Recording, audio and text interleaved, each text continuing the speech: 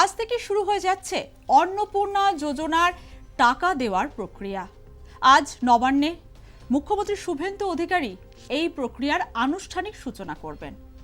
ইতিমধ্যে যারা form fill up করে ফেলেছেন এবং যাদের ফর্ম গ্রাহ্য হয়েছে তারাই পাবেন এই অন্নপূর্ণা যোজনার প্রথম দিকের যে টাকাটা, তারাই পাবেন। কারা পাবেন এবং কারা পাবেন না তা নিয়ে তো নানান প্রশ্ন রয়েছে এবং সর্বোপরি এই যোজনা সংক্রান্ত নিয়ে নানান প্রশ্ন রয়েছে। সেই সমস্ত প্রশ্নেরই উত্তর জানার চেষ্টা করব। আমাদের কমেন্ট বক্স ইতিমধ্যেই ভরে গেছে, অনেকেই অনেক রকম যে সমস্যা ফর্ম ফিল আপ করতে গিয়ে সমস্যায় পড়েছেন, সেই সমস্ত সমস্যার কথা আমাদের জানিয়েছেন। আমরা আজ এই প্রকল্পে যেহেতু সূচনা হচ্ছে, তো আমরা চেষ্টা করব সেই প্রশ্নগুলোর কিছুটা উত্তর দেওয়ার, যতটা আমরা পারবো এবং যতটা আমরা জেনেছি ততটুকুই আপনাদের সামনে তুলে ধরব। আমার সঙ্গে রয়েছেন আমার সহকর্মী নাজিয়া রহমান। নাজিয়া আপনাদের সেই সমস্ত উত্তর দেওয়ার চেষ্টা করবে যেগুলি আমরা জানতে পেরেছি, ফর্মে যে সমস্ত সমস্যাগুলো তৈরি হয়েছিল সেই সম্পর্কিত উত্তরগুলো নাজিয়া আজ দেবে। নাজিয়া, যেটা বলছিলাম, আজ থেকে তো প্রকল্পের শুরু হয়ে যাচ্ছে টাকা দেওয়ার প্রক্রিয়াটা। তো মানুষ তো এই 90 দিন ধরে যে চলবে প্রসেসটা, অনেক সমস্যার সম্মুখীন হচ্ছেন। প্রথম যে সমস্যাটার কথা যেটা নিয়ে একদম বিতর্ক তুঙ্গে, সেটা হচ্ছে 12, কেউ বলছেন 13। এই 12-13 পাতার ফর্মে যে সমস্ত তথ্য চাওয়া হয়েছে, এই ফর্মের কি সরলীকরণ আদৌ হবে? দেখো, প্রথমেই যেটা বলবো যে এই সরকার গঠন করার পর, বর্তমান নতুন যে সরকার এসেছেন রাজ্যে, তারা সরকার গঠন করার পর কিন্তু জানিয়েছিলেন তাদের যে নির্বাচনী সংকল্পপত্রে যেটা ছিল যে এই অন্নপূর্ণা যোজনা এবং তাতে 3,000 টাকা দেওয়া হবে।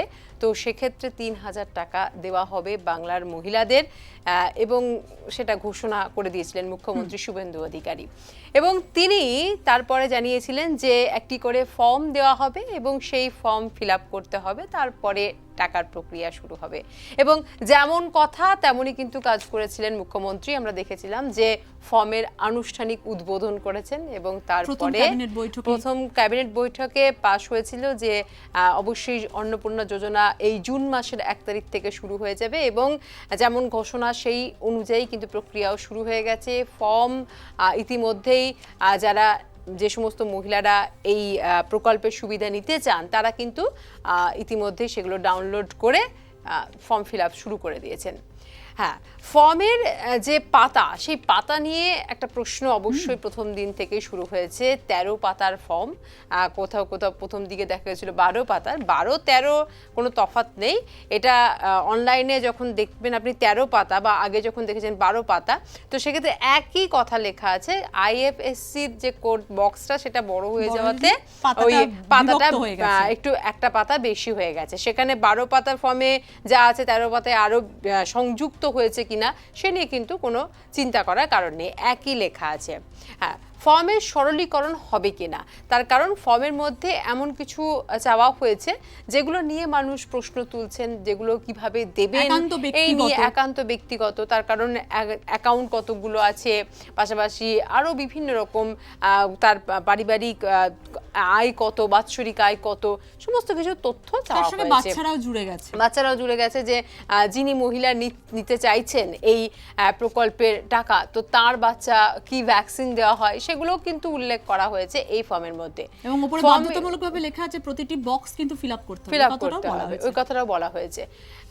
যখন ফর্মটা প্রকাশ করা হয় তারপরে এই সমস্ত প্রশ্নগুলো উঠতে শুরু করে। অবশ্যই মন্ত্রী অগ্নিমিত্রা পাল তিনি জানিয়েছিলেন যে ফর্মের হয়তো বুঝে হয়তো কিছু সরলীকরণ করা হতে পারে, কিন্তু এখনো পর্যন্ত এই নিয়ে কোনো ঘোষণা করা হয়নি সরকারিভাবে, বা মুখ্যমন্ত্রী শুভেন্দু অধিকারী তিনিও কিন্তু সরকারিভাবে কোনো ঘোষণা করেননি যে ফর্মের সরলীকরণ, কিন্তু আশ্বাস দিয়েছেন যে, এবং অবশ্যই মুখ্যমন্ত্রী এটাও মহিলাদের কাছে বলেছেন যে কিছুটা সহযোগিতা করতে।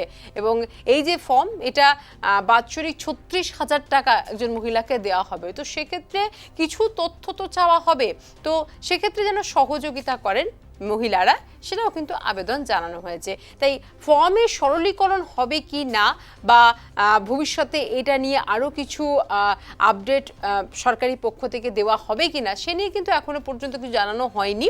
তবে ফর্ম ফিল আপ কিন্তু শুরু হয়ে গেছে এবং আজ থেকে অ্যাকাউন্টে 3,000 টাকা করে ঢুকতে শুরু করবে। অর্থাৎ মহিলাদের কিন্তু ডবল প্রকল্প চালু হয়ে গেল বলা যেতে পারে। একটা হচ্ছে সরকারি বাসে ফ্রি, যেটা 1 তারিখ থেকেই বলা হয়েছিল এবং যেমন কথা তেমনই কাজ সরকারের, যে 1 তারিখ থেকেই সরকারি বাসে কোনো রকম পয়সা লাগবে না, রাজ্যে যেখানেই যাবেন সরকারি বাসে বসলেই মহিলারা ফ্রিতে যাতায়াত করতে পারে। সেটা কিন্তু 1 তারিখ থেকে শুরু হয়ে গেছে। 3 তারিখ থেকে অর্থাৎ আজকে থেকে টাকা ঢুকবে অ্যাকাউন্টে এবং সেই টাকা অবশ্যই বেলা গড়ালে ঢুকতে শুরু করবে, আমরা আশা করতেই পারি। অর্থাৎ আগে যখন দেখেছি যেটা বলেছেন সেটাই হয়েছে, তখন এখনো কিন্তু যেটা বলবেন সেটাই বলেছেন সেটাই হবে, সেটা কিন্তু অবশ্যই আশা করতে পারি। এক্ষেত্রে আরেকটা কথা নাজিয়া বলে রাখি, যেটা এই যে মহিলাদের যেটা সমস্যা হচ্ছে সে তো তথ্য দিক থেকে তো সমস্যা হচ্ছে, কিন্তু আরেকটা জায়গায় যেটা সমস্যা হচ্ছে যে পারিবারিক সদস্যদের তথ্য। ধরো একটা পরিবারে 5 জন সদস্য আছে, সেখানে 2 জন দিতে চাইলেন, 3 জন দিতে চাইছেন না, সেক্ষেত্রে কিন্তু অনেক সমস্যায় পড়ছেন। তখন সেক্ষেত্রে মুখ্যমন্ত্রী বা অগ্নিমিত্রা পাল যেটা জানিয়েছেন, যেটা আমরা জানতে পেরেছি বিভিন্ন সময় তাদের মন্তব্যে, যে আপনার যতটুকু করার দরকার আপনি যতটুকু পাচ্ছেন ততটুকু সঠিকভাবে ফিল আপ করুন। আপনার 5 জন সদস্য বলা হয়েছে, আপনার পরিবারে যদি 5 জন সদস্য থাকে তাদের মধ্যে 2 জন কিংবা 3 জন দিতে চাইছেন না, আপনাদের সেটা ফিল আপ করার দরকার নেই। আপনারা যে তথ্যটা দেবেন সেটা যেন সঠিক তথ্য হয়। এবার নাজিয়া আরেকটা যেটা প্রশ্ন, এই যে 13 পাতার ফর্ম, এটা কেন করা হলো? দেখো, স্বচ্ছতা বজায় রাখতে মূলত এই 13 পাতার ফর্ম। লক্ষ্মীর ভাণ্ডার বিগত সরকারের আমলে যে নারীদের জন্য যে প্রকল্প ছিল লক্ষ্মীর ভাণ্ডার, এবং সেই লক্ষ্মীর ভাণ্ডারের ক্ষেত্রে একাধিক অভিযোগ, একাধিক দুর্নীতির অভিযোগ এবং ইতিমধ্যেই বেশ কয়েকজনকে গ্রেপ্তার করা হয়েছে। একটা অ্যাকাউন্টে একাধিক নামে টাকা ঢুকেছে বা ভুয়ো অ্যাকাউন্ট রয়েছে, তো এই সমস্ত অভিযোগগুলো এসছে। তাই সেক্ষেত্রে ঝাড়াই বাছাই এবং বিশুদ্ধ একটা তালিকা তৈরি করার জন্যই কিন্তু এই 13 পাতার ফর্মটা করা হয়েছে, যাতে স্বচ্ছতার সঙ্গে এই প্রকল্পটি চলে এবং যারা প্রকৃত সত্যি যাদের দরকার এই টাকা তাদের দেওয়া হয়, তারা যাতে বঞ্চিত না হয় কোনোভাবেই, তার জন্যই কিন্তু এই 13 পাতার ফর্মটি করা হয়েছে রাজ্য সরকারের পক্ষ থেকে। কোনো ভুয়ো যাতে না থাকে আর স্বচ্ছতা, একটা বিশুদ্ধ তালিকা যেন তৈরি করা হয়, এবং তার জন্যই কিন্তু এত কিছু তথ্য চাওয়া হচ্ছে, যাতে পারিবারিক যে তথ্য সেটাও সরকার জানতে পারে এবং সত্যি নিডি কিনা সেই ব্যক্তি, সেই মহিলার নিডি কিনা সেটাও কিন্তু সরকার জানতে পারবেন। অর্থাৎ কোনো সত্যিকারের প্রাপক যাতে বঞ্চিত না হন তার জন্য এবং বিশুদ্ধ একটি তালিকা তৈরি করার জন্যই কিন্তু এই 13 পাতার ফর্ম। নাজিয়া, আমরা দেখলাম মুখ্যমন্ত্রী শুভেন্দু অধিকারী যেটা বললেন, যে এই লক্ষ্মীর ভাণ্ডার নিয়ে কিন্তু একটা প্রতারণা চক্র চলেছে এবং তিনি সিট গঠন করে এই প্রতারণা চক্র যে চলেছে তার তদন্ত হবার কথা বলেছেন। তো এই যে সিট গঠন করা হবে, কারা শাস্তির মুখে পড়তে চলেছে নাজিয়া? দেখো, সিট গঠন করা হবে এবং শাস্তির মুখে তারাই পড়বে যারা ভুয়ো অ্যাকাউন্টে, মানে অভিযোগ যাদের বিরুদ্ধে যে ভুয়ো অ্যাকাউন্ট করে টাকা ঢুকেছে, এবং ইতিমধ্যে কয়েকজনকে গ্রেপ্তার করা হয়েছে, রিমান্ডে নেওয়া হয়েছে এবং তার সঙ্গে তাদেরকে জিজ্ঞাসাবাদ করা হচ্ছে যে আরও তার সঙ্গে যুক্ত আছে কিনা। মুখ্যমন্ত্রী শুভেন্দু অধিকারী যেটা জানিয়েছিলেন যে এসআইআর এর নাম বাদ যাওয়া এবং এই রাকিবুল, মোস্তাফিজুর, তারিকুলরা মিলে অন্তত 30 লক্ষ ভুয়া লক্ষ্মীর ভাণ্ডারের টাকা তুলেছে। 30 লক্ষ গুণিতক 1000 টাকা করে যদি হিসেব করেন, তাহলে জনগণের কত হাজার কোটি টাকা এরা লুট করেছে। এই লুটেরাদের পার্ট, এটা তার প্রমাণ। আমরা এদের একেবারে গ্রাসরুট থেকে ক্র্যাক ডাউন করব আইনের মাধ্যমে, অর্থাৎ দুর্নীতির বিরুদ্ধে একটা কড়া ব্যবস্থা কিন্তু রাজ্য সরকার নিতে চাইছে এবং যাদের এই যে যারা যুক্ত তাদের একটা কড়া, তাদের বিরুদ্ধে হয়তো ব্যবস্থা নেওয়া হবে। অতএব এর থেকে প্রমাণ মিলছে নাজিয়া, যে যারা ধরো এই ফর্ম ফিল আপ করবেন, যে সমস্ত মহিলারা বা যারা ভাবছেন তারা মানে যোগ্য প্রাপক তারা করবেন, তো তাদের ক্ষেত্রে একটাই পরামর্শ, যে যতটুকু তথ্য আপনি দিচ্ছেন, যেটা আপনি দেওয়ার কথা ততটুকুই দিন এবং একদম যেন নির্ভুল হয় সেই তথ্য, এখানে যেন কোনো রকম কারচুপি না হয়, সেই কারণে কিন্তু ফর্মটা করা হয়েছে। তাই যা বলছে রাজ্য সরকার সেটাই আমরা জানাচ্ছি, যে একদম নির্ভুল তথ্য যেন হয়, সেটাই অন্তত আপনি দিন। মানে মহিলা নন, পুরুষের অ্যাকাউন্টে ঢুকছে টাকা, কিভাবে একটা মহিলার জন্য, মেয়েদের জন্য এই প্রকল্প, কিভাবে পুরুষের অ্যাকাউন্টে ঢুকছে টাকা, এই সমস্ত বিষয়গুলো কিন্তু সামনে আসছে এবং অভিযোগ উঠছে। সেই সমস্ত ব্যক্তিরা কিন্তু শাস্তির মুখে পড়তে পারেন। না যে 90 দিন ধরে তো এই প্রক্রিয়াটা চলবে, যে এখনই কিন্তু আমি বলবো আমার দর্শকদের যে গেল রব তুলবেন না, ধীরে সুস্থে শান্ত মাথায় ফর্ম ফিল আপ করুন। 90 দিন ধরে চলবে। নাজিয়া, এবার যারা ধরো ফর্ম ফিল আপ ইতিমধ্যে করে দিয়েছে তারা তো করিয়ে দিয়েছেন, কিন্তু এখনো অনেক সংখ্যক মানুষ ফর্ম ফিল আপ করেনি, তার কারণ নানা রকম তথ্যের যে চাওয়া হয়েছে তার জন্য বিড়ম্বনার শিকার হয়েছে যে কিভাবে করব, অনেকেই করেনি। তো যারা করেননি তারা কিভাবে ফর্মটা ফিল আপ করবে, কোন পদ্ধতিতে করলে ভালো হয় যদি একটু বলো। দেখো, যারা করেননি তারা ভাবছেন যে না করলে পরে কি হবে। মুখ্যমন্ত্রী যেটা বলেছেন যে ধীরে সুস্থে করো, তাড়াহুড়োর কোনো বিষয় নেই, বুঝে সুঝে ফর্মটা ফিল আপ করা হোক এবং 90 দিন অর্থাৎ 3 মাস সময় হাতে রয়েছে। অনলাইন অফলাইন দুটি মাধ্যমে এই ফর্ম ফিল আপ হবে। ইতিমধ্যেই অনলাইনের মাধ্যমে ফর্ম দিয়ে দেওয়া হয়েছে এবং সেই ফর্ম ডাউনলোড করে ইতিমধ্যে যারা এই প্রকল্পের সুবিধা পেতে চান তারা কিন্তু ফর্ম ফিল আপ শুরু করে দিয়েছেন। এবার অনলাইনে, অফলাইনে তো অবশ্যই সেই ফর্ম ডাউনলোড করে তারা করছেন, অফলাইনে ফর্ম ফিল আপ করছেন। অনলাইনেও কিন্তু ফর্ম ফিল আপ শুরু হয়ে যাবে, তবে যে ওয়েবসাইটের মাধ্যমে এই ফর্ম ফিল আপটা করা যাবে সেটা এখনো পর্যন্ত অ্যাক্টিভ হয়নি। খুব তাড়াতাড়ি সেটা অ্যাক্টিভ হয়ে যাবে। সবে তো সরকার গঠন হয়েছে 1 মাসও হয়নি এবং তার মধ্যেই কিন্তু একের পর এক প্রকল্প সরকার করে চলেছেন এবং সেক্ষেত্রে দেখলাম মহিলাদের জন্য বাসের কোনো রকম ভাড়া লাগছে না, সেটা চালু হয়ে গেল। এবার অন্নপূর্ণা ভাণ্ডার সেটাও চালু হয়ে যাবে এবং আজ থেকে টাকা ঢুকতে শুরু করবে। তো সেক্ষেত্রে কিছুটা তো সময় লাগবে, আর এখনও এই ফর্ম জমা দেওয়া, ফর্ম ফিল আপ করার এখনও অনেক দিন টাইম আছে। 90 দিন ধরে এই প্রক্রিয়া চলবে। তো অনলাইনে ফর্ম ফিল আপ কিন্তু শুরু হয়ে যাবে, অ্যাক্টিভ হয়ে যাবে যখনই অনলাইন যে পোর্টালটি আছে সেই পোর্টাল অ্যাক্টিভ হলেই কিন্তু আপনি ফর্ম ফিল আপ করতে পারবেন। একদমই তাই। এই অনলাইনের ক্ষেত্রে আমার একটু বলার আছে নাজিয়া, যে আমরা যে সমস্ত ভিডিও করেছি অনলাইনে কিভাবে ফর্ম ফিল আপ করবেন, সেখানে অনেক রকম প্রশ্ন এসেছে এবং সেটা হচ্ছে যে তুমি যেটা বললে যে এখনো অ্যাক্টিভ হয়নি। সরকারের পক্ষ থেকে একটি মানে সোশ্যাল সিকিউরিটি, যেটা https socialsecurity.gov.in, এই যে সাইটটা করা হয়েছে, এই সাইটের মাধ্যমে কিন্তু অনলাইন ফর্ম ফিল আপ করা হবে। এই সাইটটি কিন্তু এই সাইটটা এখনো পর্যন্ত অ্যাক্টিভ হয়নি। সেটাই বলছি যে উল্লেখ করে দিয়েছে কিন্তু সেটা এখনো অ্যাক্টিভ হয়নি। তাই যারা একদম উদ্গ্রীব হয়েছে আপনারা কি তথ্য দিচ্ছেন, ভুল দিচ্ছেন, তাদেরকে বলবো যে এখনই এতটাই বিভ্রান্ত হয়ে যাবে না, এতটাই ধৈর্যহারা হয়ে যাবে না। যেহেতু এটা সরকারি প্রকল্প এবং সরকারি প্রকল্পের মধ্যে আপনি আওতাধীন হবেন, তো আপনাকে একটু ধৈর্য রাখতে হবে। সরকার কি কি বলছে আমরা যেটা জানতে পাচ্ছি সেটা আপনাদের কাছে তথ্যটা পরিবেশন করছি এবং সেটা দ্রুততার সঙ্গে করছি। সেই কারণে আপনারাও দ্রুততার সঙ্গে ভাবছেন এক্ষুনি হয়তো ফর্ম ফিল আপ করবো, অনলাইনে চলে যাচ্ছি ফর্ম ফিল আপ করবো, কিন্তু সেটা নয়। একটা সময় লাগবে, বড় প্রকল্প বলা যেতে পারে এবং সেই প্রকল্পের সমস্ত কাজ অবশ্যই নীতি নিয়ম মেনে হচ্ছে এবং যাতে কোনো রকম অস্বচ্ছতা না থাকে, যাতে বিশুদ্ধ একটা তালিকা তৈরি হয় সেদিকে নজর দেওয়া হয়েছে। তো সেক্ষেত্রে যাতে কোনো সমস্যা না হয় সব দিক বিচার বিবেচনা করেই কিন্তু এই প্রক্রিয়া চলছে স্বাগতা।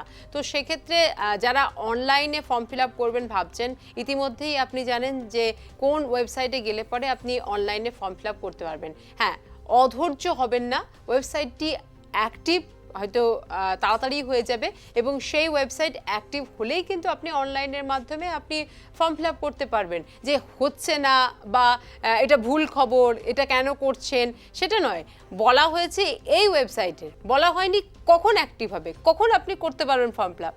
দ্রুততার সঙ্গে করতে পারবেন, অ্যাক্টিভ তাড়াতাড়ি হয়ে যাবে। প্রত্যেকটা একটা প্রসেস থাকে, সেই প্রসেসের মধ্যেই কাজ হয়। এই যে সময়টা যতক্ষণ না অ্যাক্টিভ হচ্ছে, আপনি আগে মাথা স্থির করে ফর্মটা ডাউনলোড করে আগে দেখে নিন আপনি কি কি তথ্য দিতে পারবেন বা কি কি, নির্ভুলভাবে আগে ফিল আপ করুন, তারপরে তো অনলাইনে গিয়ে সেটা ফিল আপ করবেন। অনলাইনে গিয়ে ডাউনলোড করুন ফর্মটা, ইংলিশ, বাংলা, হিন্দি 3টে ভাষার ফর্ম। এবং যদি আপনি দেখেন ইংলিশে কম পাতার ফর্ম দেখেন, ভয় পাওয়ার কোনো কারণ নেই। ইংলিশে কম, বাংলায় বেশি, হিন্দিতে কম বা হিন্দিতে বেশি, এরকম একই লেখা, একই তথ্য দিতে হবে, একই প্রশ্ন ওখানে করা হয়েছে, সমস্ত কিছু এক। ভাষাগত কারণে পাতা কম বেশি হয়েছে, তাই প্রত্যেকটা হিন্দিভাষী যারা, তারা যদি হিন্দি ভাষায় আবেদন জানান সেখানে তাকেও যা তথ্য দিতে হবে, বাংলাভাষী যারা তাদেরকেও কিন্তু একই তথ্য দিতে হবে এবং ইংলিশে যদি কেউ ফর্ম ফিল আপ করেন তাকেও কিন্তু একই তথ্য দিতে হবে। তো সেক্ষেত্রে ভয় পাওয়ার কিছু নেই যে একটাতে কম একটাতে বেশি, নিশ্চয়ই কোনো তথ্য এটাতে নেই, ওটাতে আছে, ওটাতে দিতে হবে, এরকম কিছু নেই।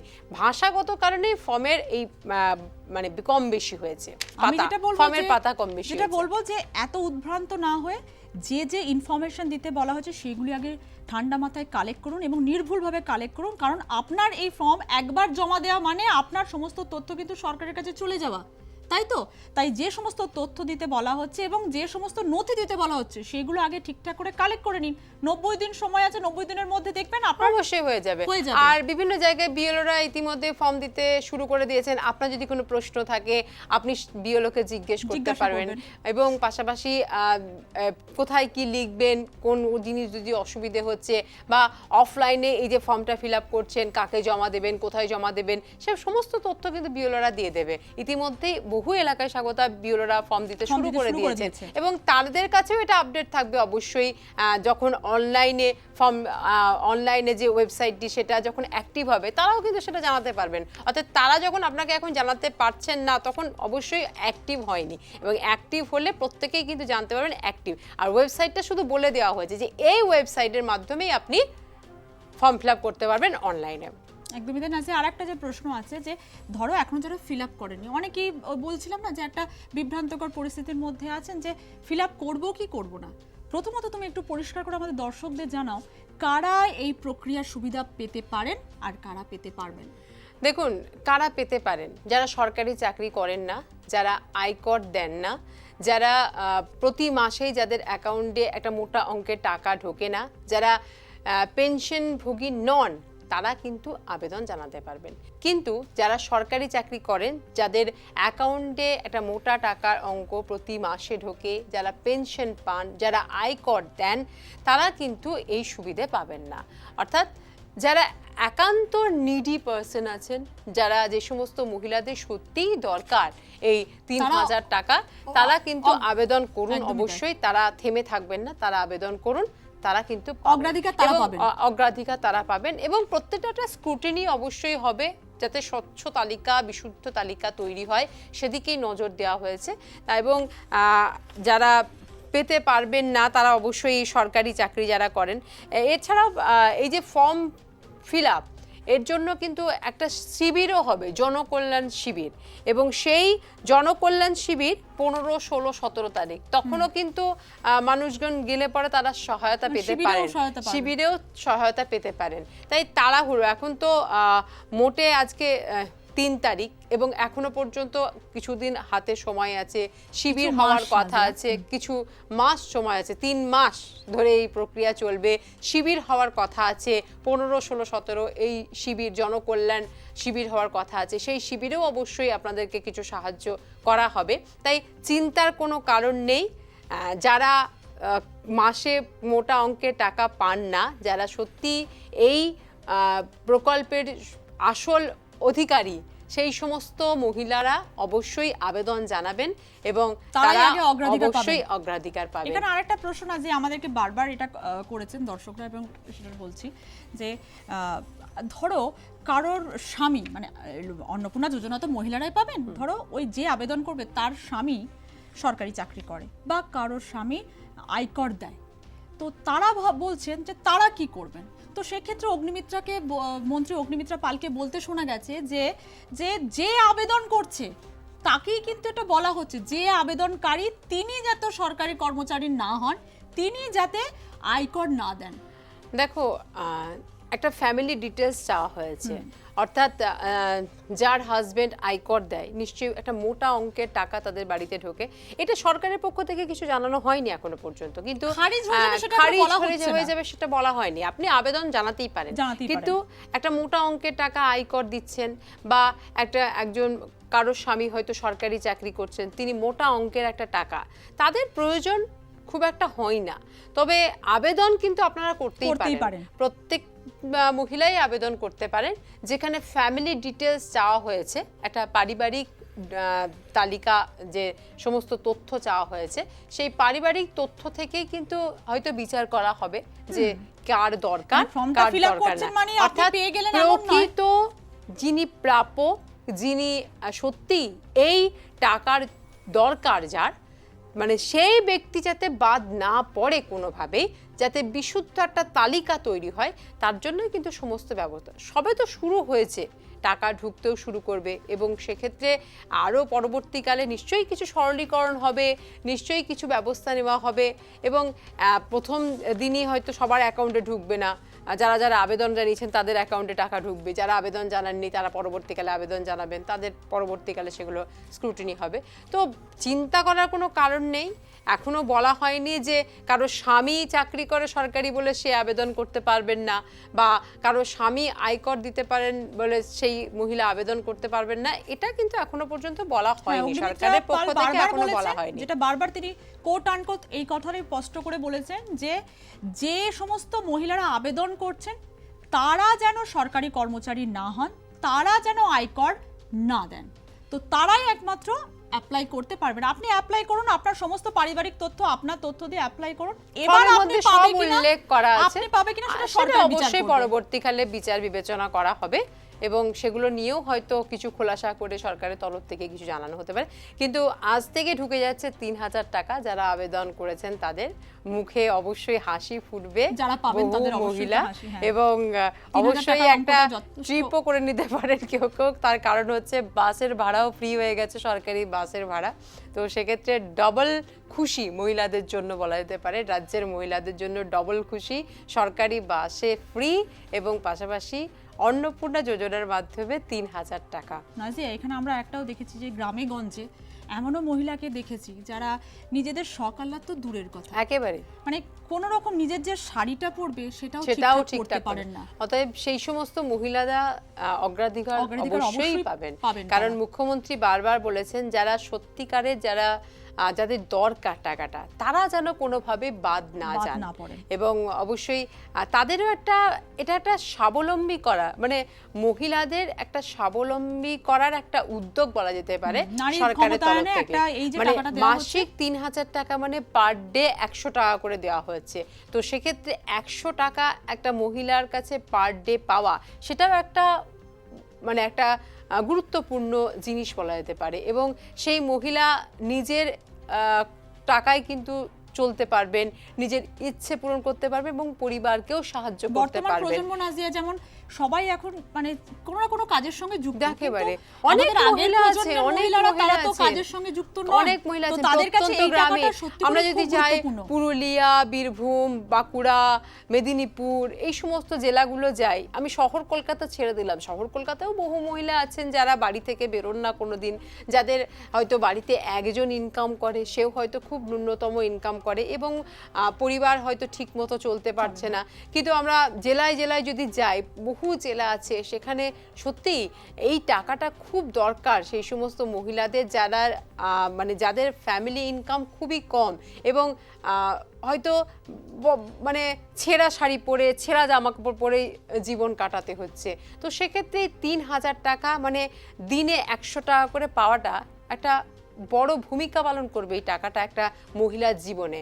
তাই এই টাকা পেয়ে যারা পাবেন তারা যেন সত্যিকারের সেই সমস্ত প্রাপকরাও পান যাদের এটা সত্যিই দরকার, এবং অবশ্যই মুখ্যমন্ত্রী সেটাও কিন্তু বারবার বলেছেন যে কোনো মানে সেই মহিলা যার সত্যিকারের দরকার, যে মহিলা, সেই মহিলা যাতে বাদ না যান সেদিকেও কিন্তু দেখা হবে। তাই পারিবারিক একটা তথ্য চাওয়া হয়েছে, কোনো দ্বিমত থাকবে না। যারা পাওয়ার যোগ্য তারা আগে অগ্রাধিকার পান, তারপরে যে সমস্ত মহিলাদের হাতে টাকার দেওয়াটা সত্যি করে। এবার অনেক সময় এটাও হয় স্বাগতা যে হাজবেন্ড হয়তো, স্বামী হয়তো ভালো চাকরি করছেন, কিন্তু যতটা ইনকাম করছেন ততটা পরিবারের মধ্যে হয়তো তিনি খরচ করছেন, কিন্তু হাতে তার খরচে তার শরীর খারাপ হলো বা তার কিছু হলো, তার জন্য অনেক সময় মহিলারা লুকিয়ে যান যে না আজকে আমার শরীর খারাপ করছে, কিন্তু ডাক্তারের কাছে গেলেই হয়তো আমার ৫০০ টাকা ১০০০ টাকা খরচ হয়ে যাবে, কোথায় পাবো, পরিবারের ছেলে মেয়ে সন্তান মানুষ করতে হবে। কিন্তু এই যে টাকাটা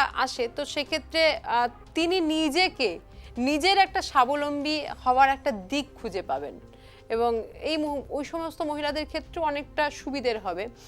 তো দেখা যাক কি হয়, কতজন মহিলা পান এবং কতজন মহিলা মুখে হাসি ফুটে।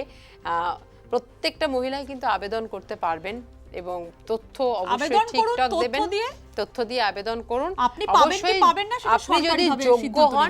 আপনি যদি যোগ্য হন, আপনার যদি সত্যিই সেই টাকার প্রয়োজন হয়, সরকার কিন্তু অবশ্যই সেই টাকা আপনার কাছে দেবেন।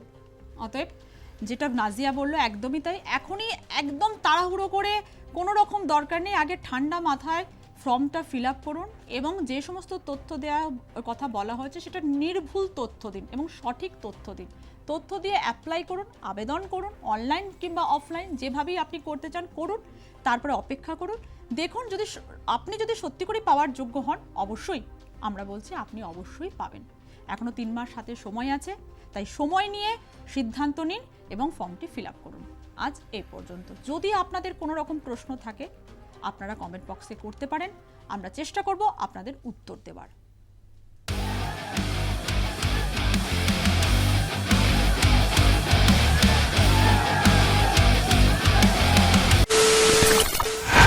খবরের নামে প্রতিদিন সন্ধে আপনার ড্রয়িং রুমে কি শুধুই চিৎকার চেঁচামেচি খেয়ে আসে?